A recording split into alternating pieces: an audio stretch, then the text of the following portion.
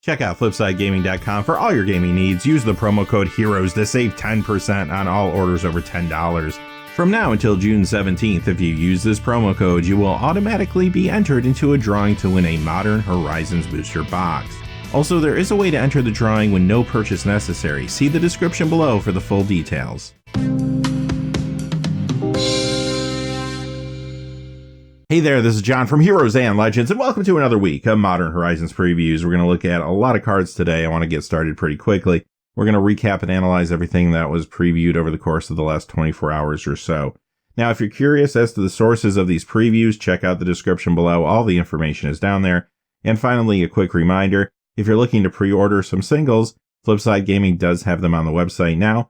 And of course, that Heroes promo code will save you a little money for orders over $10, and it helps the channel too. With that being said, let's get into it. Enduring Sliver. This is a fine limited sliver. This one's nothing crazy. Outlast 2 is okay, but there's a lot more powerful things you could do. This is definitely not going to make it into some kind of modern sliver build or anything. In limited, it could be fine for you. Boros colors are going to be the colors of slivers, so you might play this in that deck and be content with it. Another place you could try this is Pauper Slivers, and if you need another sliver for your commander deck, it will work there too. Segovian Angel. Okay, flavor-wise, this card is a home run. Playability-wise, it's not really that amazing. This isn't something you're going to play in Modern, obviously. What about Limited even? I don't know. I think many times it doesn't make my cut. They are piling on a lot of abilities for 1 mana. I get it. That's something they typically don't do. But Flying Vigilance 1/1, even in the air, doesn't mean all that much to me. Especially in a powerful set where you could have a lot of good 2-drops or other 1-drops. We're going to look at a 1-drop later, which is much better than this one. So I don't think it always makes your cut. It's okay, though, if you need it. Definitely, it is not a horrible limited card, I don't think. But I think you're going to do better a lot of the time. Commander, would you put this in an Angel deck? Well, it's a cute idea to have a 1-drop Angel, I suppose, but I don't think your deck's going to be that much worse if you don't have this. Valiant Changeling. Okay, this is a good limited card, actually. Looks a little expensive at first glance, but it is a changeling, counts as all creature types. It's also in white, which is one of the Boros colors, of course, where you're going to find most of the slivers. 3/3 double striker, that's going to command board presence, and it gets a little cheaper to cast if you have different creature types out. And when you play limited, you will have a variety of creature types to some degree. One thing you could do is get another changeling on the battlefield, and then this is only going to cost you 2 white. Nothing wrong with that, right? Outside of the limited game, I don't really see this doing much. Obviously, that combo with a changeling is not going to be strong enough for Modern or anything like that, but I look forward to trying this one out in Drafter Sealed. Yawgmoth Thran Physician. Finally, we get a Yawgmoth legendary creature card. Here we go. It's a mythic, and it does a lot. Kind of like Urza. I'll let you kind of take it in for a moment. There's a lot happening here. Now, let's talk about playability. Modern? Yeah, I think it might see a little Modern play. First thing you think, protection from humans. This has to be great against humans, right? And it probably is. I'd want to test it, though. My only hesitation is Kalitas actually is a really good 4-drop against humans already. Is this going to be better? Maybe you could play it in conjunction with Kalitas. It does give you some different abilities. Commander, though, is where I'm really hyped about this card. It can do a lot there. Combos with Undying. Now, you do have to have a couple Undying creatures so you can sort of juggle. If one of those is Geralf's Messenger, there could be some good value there. This also combos with Hepetra, Vizier of Poisons, or Nest of Scarabs to create a quasi-Yawgmoth's Bargain effect. Yawgmoth's Bargain's a powerful card because we know that's been banned in Commander as well as Legacy.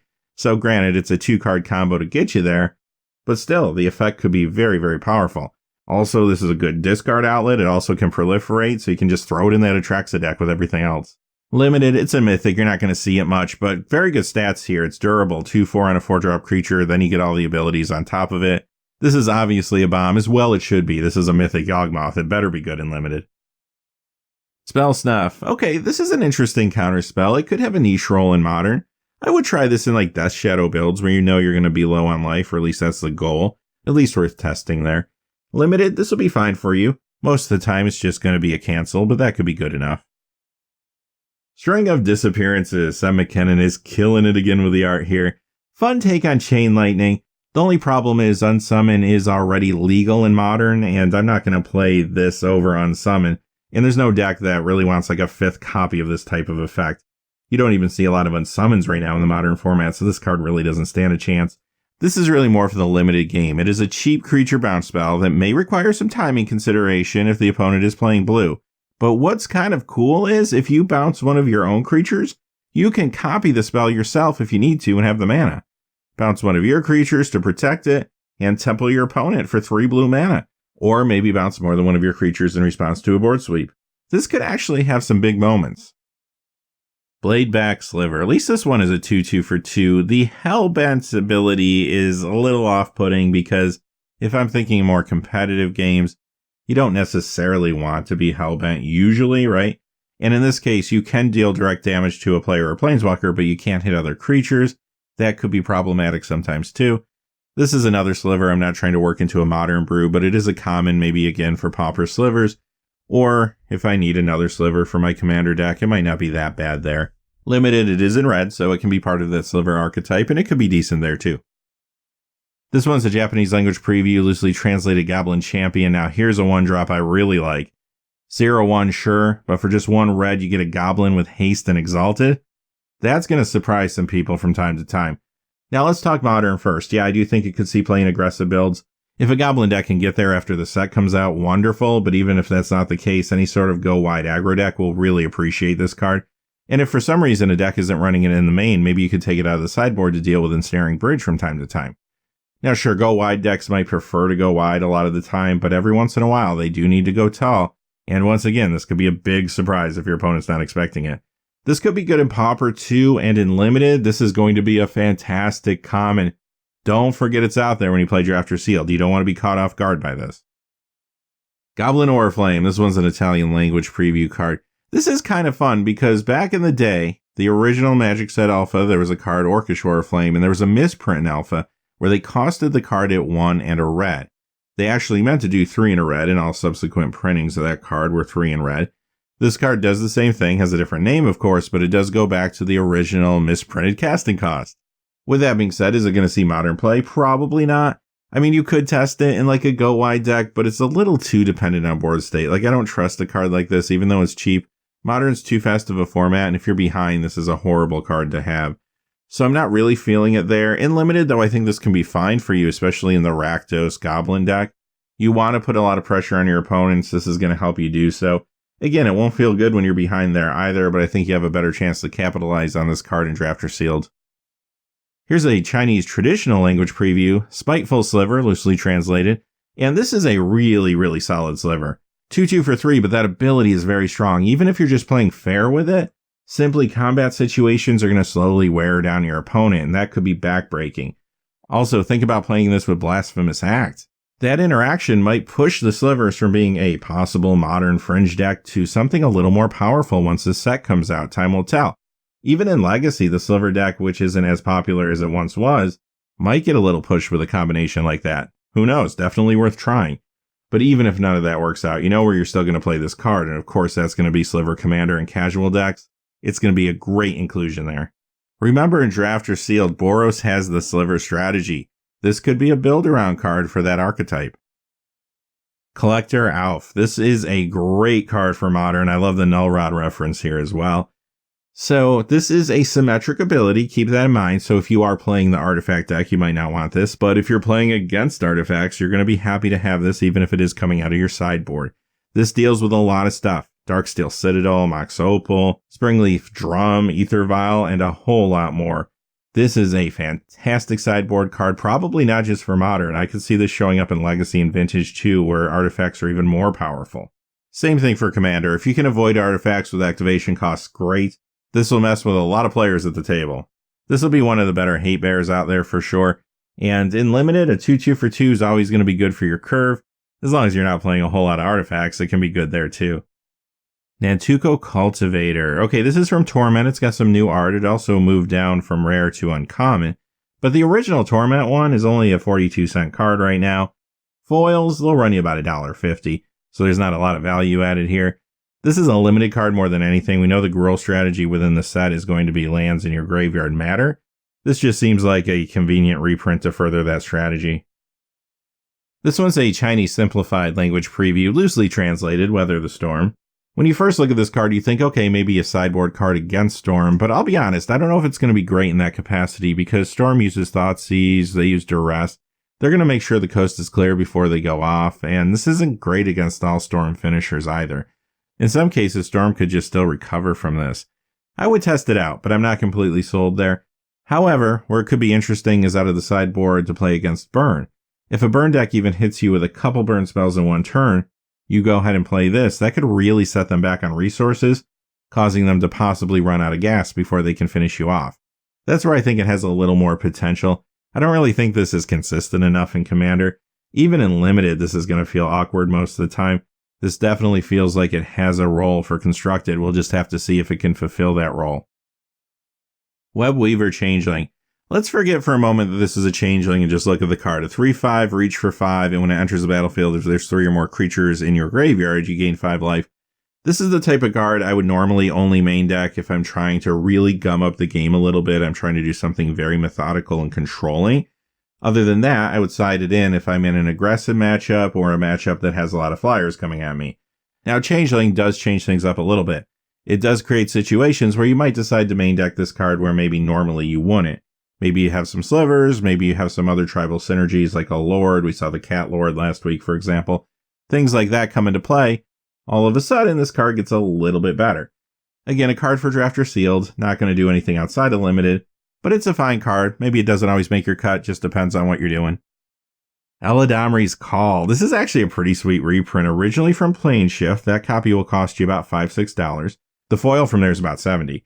It did get reprinted in Masters 25. That copy's around $5, and the foil there is around $11 or so. So there's some pretty good value to be had here. This is a great Commander tutor. That's why this card has the value that it does have. It sees a little bit of legacy play, like really light play, sometimes a one of in the sideboard of an Omnitel deck here or there. And I do think it has potential to see maybe just a little bit of modern play too. Devoted Company has Collected Company and Court of Calling. Maybe they don't need this. Perhaps you can test a one of there, just kind of see how it feels in that deck. It might be good. And the other place I would play this is Hate Bears. I think it could be real good there. Ingenious Infiltrator. Now, this is an awesome ninja card. Costs 4 for 2/3, but you also have the ninjutsu of a blue and a black, so that's not too bad. And whenever a ninja you control, so it is not reciprocal, deals combat damage to a player, draw a card. Yeah, this thing is insane. I'm not sold that we're going to have ninjas running around Modern anytime soon, unless this set really brings a lot of cool ninjas this week. But for Commander or just casual ninja decks, yeah, this is going to be a staple. Everybody that plays Yuriko is going to want one of these. This is also going to be a great uncommon in Draft or Sealed. Remember, Dimir Colors will focus on the ninja tribe. Kaya's Guile. Here is a serious no fooling around push card here. This costs 3 instant speed. Choose 2 of these things, or pay 3 more and just do all 4. You don't even have to decide. Each opponent sacks a creature. Exile all cards in each opponent's graveyard. Create a 1/1 Flying Spirit token. Gain 4 life. There's different situations where all of these things would make sense. Being able to do 2 of them at instant speed for just 3 mana is incredible. And again, if you have the extra mana, wonderful. You can just do it all. Now let's talk Modern. I do think it sees Modern play. Esper Control could probably run this card. I think there's going to be a lot of decks trying to work this in. Many times it might come out of a sideboard, but I would not be opposed to testing this out in a main deck. I even think this could potentially see a little legacy play. Commander, it's going to be good there too. Obviously, the card is worded for multiplayer games too, so that's nice. Limited, yeah, it's a bomb there. It's a rare. You won't see it all the time, but this is something you'll be happy to play if you're in these colors. Kess Dissident Mage. This one's a mythic, and it's a reprint from Commander 2017. Now, that Commander 2017 copy will run you about $7, and you can only get it in foil. There's no regular copy of the card. So if you're not a fan of foils, finally you can get a copy that is a non-foil. Now, this card is being introduced to Modern for the first time. Does it actually see Modern play? I do think it has a chance. I would at least test it in like a Phoenix build. This gets really good with things like cheap spells or free spells, obviously. If you have Phyrexian mana spells, for example, things like Gut Shot or Surgical Extraction, this could be good for you. It's just a matter of how consistent it's going to be getting onto the battlefield and staying there with that casting cost. That's what we really need to see through testing. In Limited, this is a mythic. You won't see it all the time, but if you do get a hold of it and you can swing that casting cost, go ahead and play it because it will be great for you. Even if you only recast a removal spell at some point in the game, that's going to be good. And actually, if you never use the ability, you still have a 3/4 flyer, which is great for draft and sealed. Talisman of Conviction. Yes, we are getting a new talisman cycle. This is the first of 4. We'll look at the others in just a second. Way back in Mirrodin, we first saw talismans. The cycle of 5 we got there would give us allied pairings of mana. This time we're getting ones that will give us enemy pairings. Now, if you look at the original cycle, they have been known to occasionally see a tad bit of legacy or modern play. Very fringe play, but one example would be modern mono blue Thran playing Talisman of Dominance. When it comes to competitive play, I think these will be very similar to the original cycle. These will see maybe a tad bit of play every once in a while, but not too often. Now, when it comes to Commander, though, that's where these things are really going to shine. The original cycle is fantastic in Commander, as these will be too. Great for cubes as well. And very efficient fixing in Draft or Sealed if you need it there too. Alright, let's take a look at the other 4 now. Talisman of Creativity. Talisman of Curiosity. Talisman of Hierarchy. And Talisman of Resilience. Alright, with that being said, those are the preview cards for today. Tomorrow we're going to come back and recap everything that happens over the next 24 hours.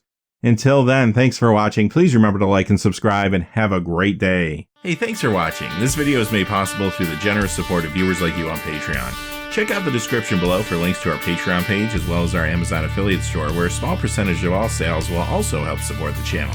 Finally, if you haven't had a chance yet to subscribe, hit that subscribe button so you don't miss any of the new videos on Heroes and Legends. Talk to you again soon, and have a great day.